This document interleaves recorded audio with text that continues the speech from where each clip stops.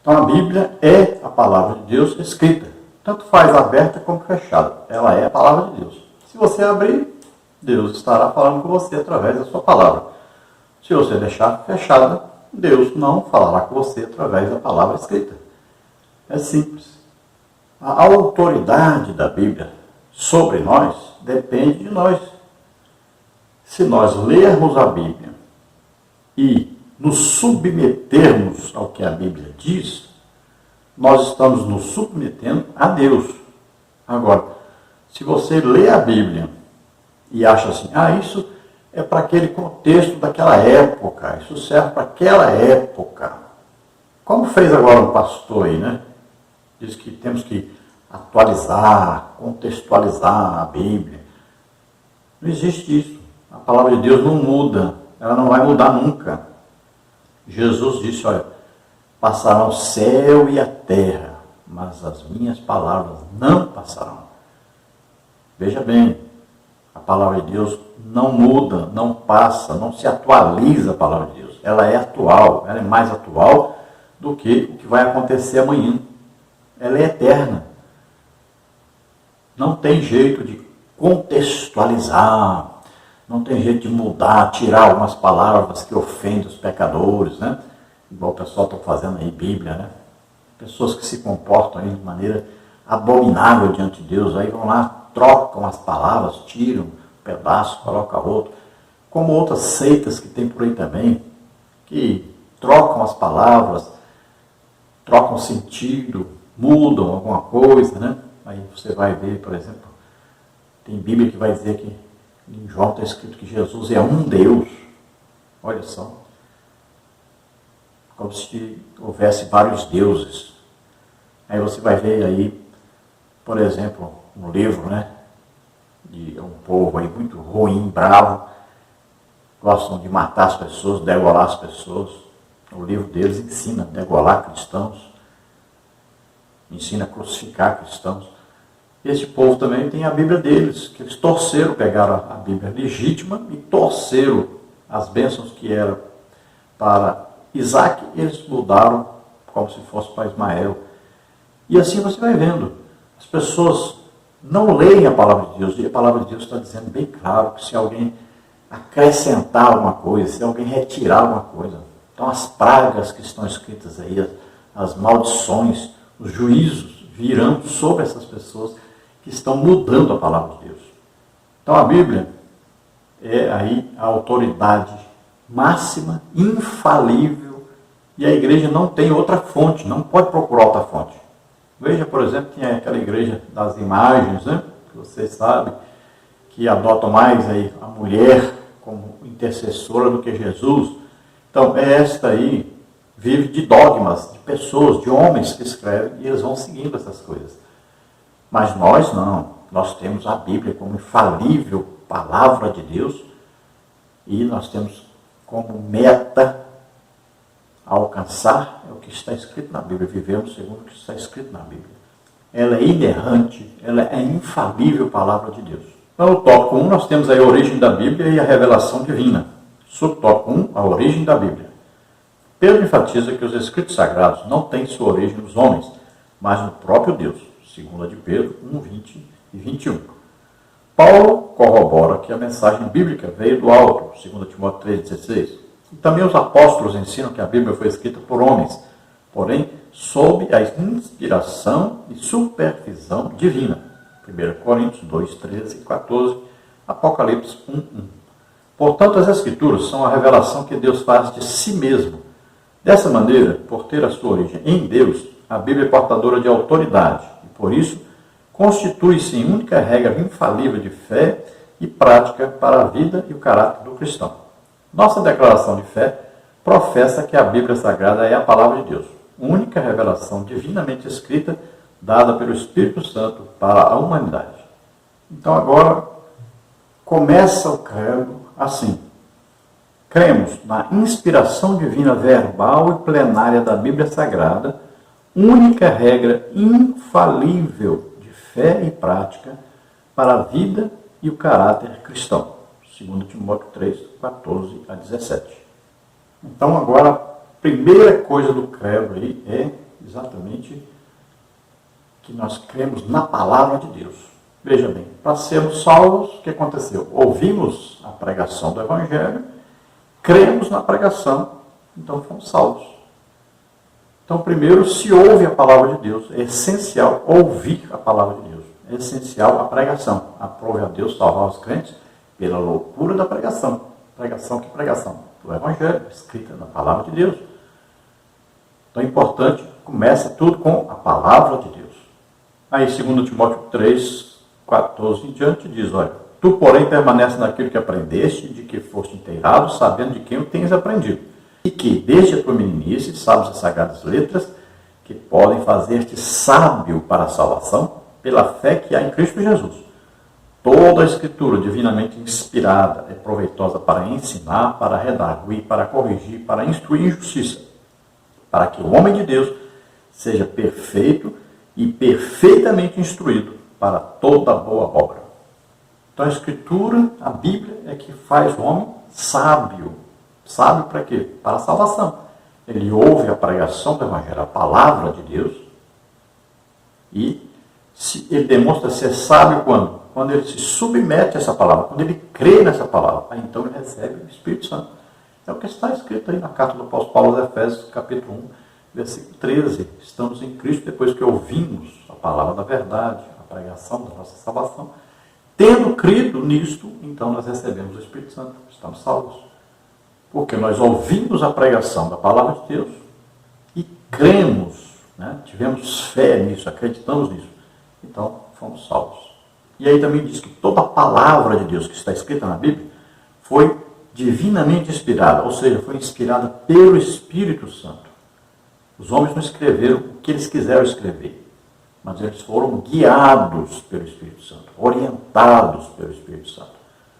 Veja que o próprio Jesus foi guiado pelo Espírito Santo. Então, quando nós nos submetemos ao Espírito Santo, o que acontece? Ele vai nos guiar, vai nos conduzir. Então, é isso que aconteceu com todos os escritores, cerca de 40 escritores que escreveram a palavra de Deus em 1600 anos aí. Olha só, o que aconteceu? Eles foram escrever aquilo que o Espírito Santo colocou nas suas mentes, né? Foi guiando o que eles iam escrevendo. E cada um escreveu da maneira que ele tinha como cultura. Então, um boiadeiro, o outro era soldado, né? O outro era médico. Cada um escreveu dentro da sua cultura. Cada um escreveu dentro da sua facilidade ou dificuldade de escrever. Mas escreveu aquilo que o Espírito Santo nos guiou para escrever. Então, como a Bíblia vem de Deus, foi inspirada pelo Espírito Santo, então a autoridade da Bíblia é a autoridade de Deus. Então nós temos que sempre ler a Bíblia e olhando para ela assim como o prumo, como o que é correto, o que Deus quer que está escrito ali. Então nós vamos lendo e vamos nos submetendo, e aí então nós temos uma vida cristã sadia. Nós podemos estar certos de quando Jesus chegar para nos buscar, nós iremos estar com Ele para sempre. Olha, é quase impossível uma pessoa se manter íntegro, cheio do Espírito Santo, se não está ouvindo a palavra de Deus. Vamos ao subtópico 2, revelação geral. Chama-se revelação geral aquela em que Deus se fez conhecer em toda parte por meio da história, do universo e da natureza humana. Vamos ver letra A da história. Deus se revela pela sua soberania, ele controla o curso dos acontecimentos, remove e estabelece governos e nada acontece fora de sua vontade. Como está escrito em Daniel 2:21, 4:25, Romanos 11:22. Letra B, no universo. Deus se manifesta pelo seu poder nas coisas criadas, o céu e a terra, o mar e tudo quanto há neles. Salmos 19, 1-4, Atos 14, 15-17, Romanos 1:18-21. Na letra C, nós temos no ser humano criado a imagem e semelhança divina. Gênesis 1, 26, 27. A natureza moral da humanidade, embora de maneira inadequada por causa do pecado, revela o caráter moral de Deus, como está em Romanos 2, 11-15, Efésios 4, 24, Colossenses 3, 10. Então aí, história, universo e natureza. Isso tudo aí revela Deus para nós. Então, na história, nós vamos ver que Deus estava no controle. Olha, Deus usou Nabucodonosor, Deus usou Ciro, olha, pessoas ímpias, governantes ímpios. E Deus controlou quem ia governar, o que ia fazer, como deveria fazer. Deus controlou tudo isso. Então, Ele está no controle da história. Ninguém pode dizer assim, eu vou fazer isso e Deus não quer que se faça, Deus não vai deixar eu fazer, mas eu vou fazer assim mesmo. Não existe isso. Tudo é feito debaixo da permissão de Deus. Então Deus é soberano. O que Ele deseja, isso tem que acontecer. Então Ele vai fazer. Inclusive Satanás. Tudo que ele faz tem a permissão de Deus até onde ele pode ir. Veja lá no caso de Jó. Quem colocou a doença em Jó? Satanás. Mas Deus disse, poupe a sua vida. Vai até onde Deus permite. Então tudo que Satanás fez foi debaixo da permissão de Deus. Não é Deus que colocou a doença em Jó. Foi Satanás. Mas Deus permitiu. Para quê? Para mostrar a integridade de Jó. E aproveitar esta oportunidade para se manifestar a Jó. Ele diz, eu não conhecia Deus, mas agora ele conhece Deus. Veja só. Então, antes, ele não tinha um intercessor. Ele dizia, se eu tivesse alguém que colocasse a mão no meu ombro e no ombro de Deus para interceder por mim. Ele não tinha, mas agora, no final da sua vida, ele sabia que tinha. Então, houve uma transformação espiritual de Jó tremenda. Ele passou a conhecer o Deus que ele servia antes, sem conhecer. Então Deus remove governantes, coloca governantes. Né? Veja lá o caso de Saul e Davi, por exemplo. Né? Então Deus está no controle de todas as coisas. Nada acontece sem a permissão de Deus. Agora, nós vemos aí na letra B a revelação de Deus através do universo. Então, olha só. Sol, lua, estrelas, né, as galáxias, tudo isso é controlado por Deus. Toda a natureza é controlada por Deus. Tem gente tão preocupada, floresta, não sei o quê. Quem controla tudo é Deus. Enquanto tiver ser humano na terra, haverá sol, lua, haverá chuva, haverá calor, haverá frio. Deus está no controle de todas essas coisas. E na letra C nós vemos, então, um homem criado à imagem e semelhança de Deus. Deus se revela também. Além de se revelar através da história, além de se revelar através do universo, Deus também se revela através do homem, criado à imagem e semelhança de Deus. Veja que o primeiro homem, quando pecou, Deus disse, então, agora ele sabe a diferença entre o bem e o mal. Então o homem sabe quando está fazendo mal? Sabe. Ele sabe quando está fazendo bem? Sabe. Um homem que não é nascido de novo, faz bem? Faz. Muitas vezes faz. Você vai ver, por exemplo, Madre Teresa de Calcutá, vamos ver lá o Cornélio, na Bíblia, que não eram crentes, mas faziam coisas boas. E aí vamos ver várias pessoas. Hoje temos milhares de pessoas que ajudam os outros. Pessoas boas. E nem salvos são, nem crentes são. Então o homem sabe a diferença entre bem e mal. Muita gente faz mais bem do que mal, mas também tem muita gente que faz mais mal do que bem. Então o homem sabe essa diferença. E ele pode escolher, ele tem o livre-arbítrio para escolher o que fazer. Quero fazer o bem ou quero fazer o mal? Agora eu vou fazer bem, agora eu vou fazer o mal. Então veja só. O ser humano é uma revelação de Deus. Assim como Deus, olha, é triuno, né? Deus é a trindade, Pai, Filho e Espírito Santo. O homem, olha aí, é uma tricotomia. Tem aí o espírito, alma e corpo. Veja só que coisa interessante. Então, se nós estudarmos o ser humano, nós vamos ver que ele vem de Deus. Não existe como criar um ser tão perfeito como o ser humano. E o próprio ser humano, então, mostra, revela para nós que Deus existe. O ser humano, quando ele faz coisas boas, ele está mostrando o caráter de Deus que está impresso nele. Quando ele faz coisas más, ruins, ele está mostrando o caráter de Satanás impresso nele. Aí também nós vemos Deus presente quando esse ser humano ele dá testemunho de que está com Deus, que vive para Deus, que faz as obras de Deus. Subtópico 3, revelação especial. Se por um lado a revelação geral denuncia a culpa humana em rejeitar o conhecimento acerca de Deus, Romanos 1, 18 a 21, a revelação especial oferece redenção para os perdidos pecadores, Colossenses 1, 9 a 14. Ela é o complemento da revelação que Deus fez de si mesmo na história, no universo e na humanidade, Romanos 10, 11 a 17 e Hebreus 1, de 1 a 3.